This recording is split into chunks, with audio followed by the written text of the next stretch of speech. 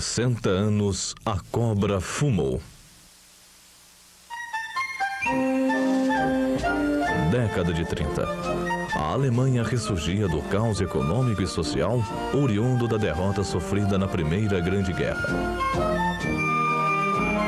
A liderança carismática de Hitler e a propaganda nazista despertaram o espírito guerreiro do povo alemão, inconformado com as duras condições impostas pelo Tratado de Versalhes e insuflado pelas reivindicações de reintegração do território alemão e pela evocação da superioridade racial. A mobilização industrial e a exacerbação do espírito germânico transformariam a Alemanha numa máquina de guerra que assombraria o mundo. Com a anexação da Áustria e da Tchecoslováquia, o ataque à Polônia e a posterior fulminante vitória alemã sobre o exército franco-britânico, o mundo perplexo compreendeu que se encontrava no limiar de uma nova guerra mundial, ainda mais violenta que a anterior. Uma tempestade viria a desabar sobre a humanidade. Era a Segunda Guerra Mundial.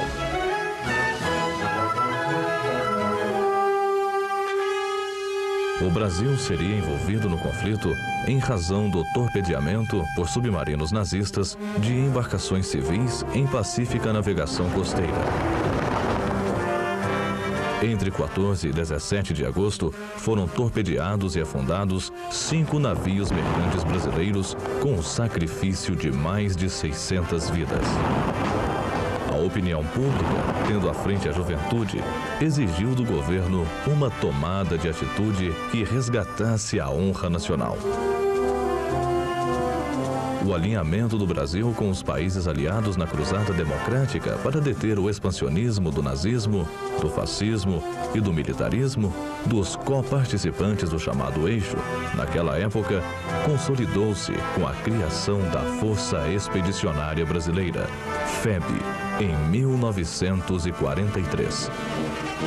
A FEB foi concretizada com a criação da primeira divisão de infantaria expedicionária, a primeira DIE. Na segunda quinzena de março de 1943, concluiu-se a concentração da primeira DIE na Vila Militar, Rio de Janeiro, prosseguindo a preparação técnica e tática sob a orientação do seu comandante, General Mascarenhas de Moraes.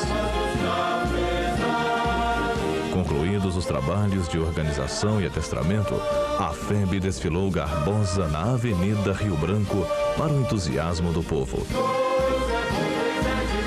Agora era preciso transportar a força para o Teatro de Operações Europeu.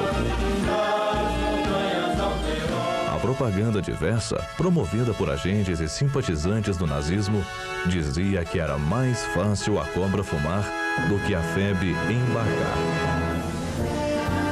Decidido o embarque, procurou-se cercá-lo de todo o sigilo a fim de evitar possíveis ataques de submarinos do Eixo, ainda ativos no Atlântico Sul.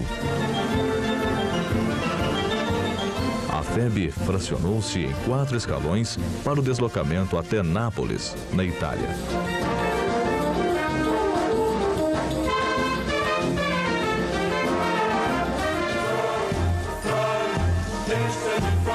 O primeiro escalão chegou sem incidentes ao porto de Nápoles.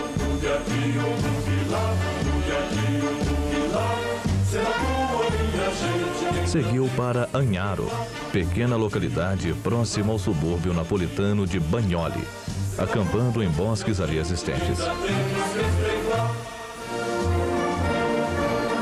Dessa maneira, estava no continente europeu a primeira força latino-americana a combater em terras de ultramar. Com a ansiedade da tropa brasileira de entrar em ação, o general Mascarenhas de Moraes providenciou a sua transferência para Vada, distante 25 quilômetros da frente de batalha do Arno, onde, após o recebimento do material bélico moderno, seria submetida a intenso treinamento pelo período de 3 semanas. Em consequência, organizou-se o destacamento Força Expedicionária Brasileira sob o comando do general Zenóbio da Costa, para integrar as forças do 4º Corpo de Exército do 5º Exército Americano. A zona de ação atribuída ao destacamento FEB situava-se defronte aos contrafortes dos Apeninos, na parte considerada a mais difícil da frente aliada, que fazia face à linha de defesa formada por 2 exércitos alemães, denominada Linha Gótica. No dia 16, às 14h22, a artilharia abriu fogo pela primeira vez nas encostas do Monte Bastione, na região de Massarossa. Após duras jornadas, os soldados brasileiros conseguiram cerrar sobre os postos avançados da famosa linha gótica e atingiram o Monte Prano em 26 de setembro.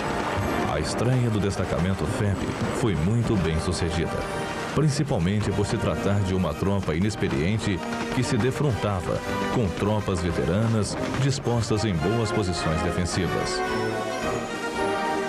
De 16 de setembro a 31 de outubro, a FEB progrediu 40 quilômetros, capturou 208 prisioneiros, conquistou as cidades de Massarossa, Camagnore, Monte Prano, Fornace, Gallicano, Castel Nuovo e Barga. Também sofreu 290 baixas.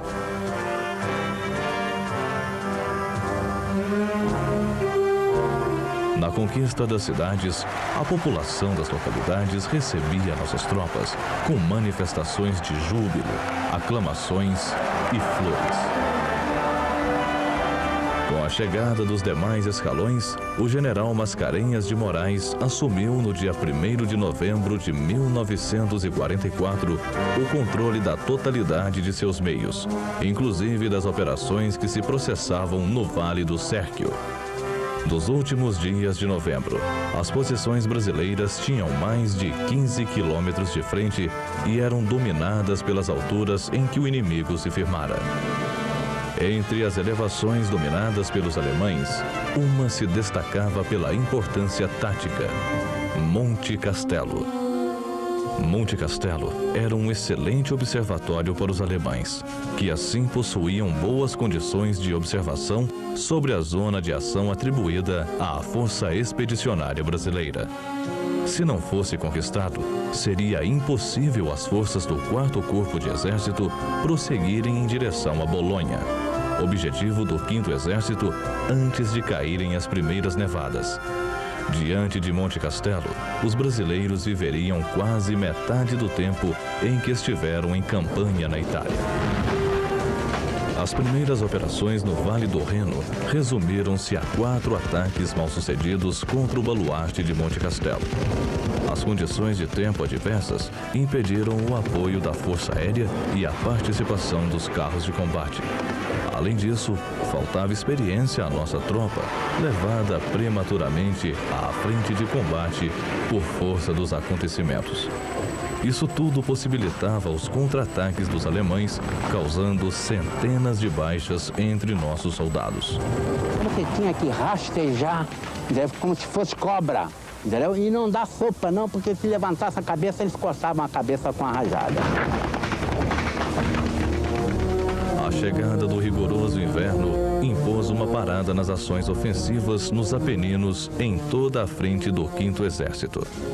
Durante 2 meses, os brasileiros lutariam contra 2 inimigos implacáveis, os alemães e o frio. Oriundo de país tropical, habitando em geral em regiões planas e de temperaturas amenas, o soldado brasileiro, apesar disso, adaptou-se rapidamente ao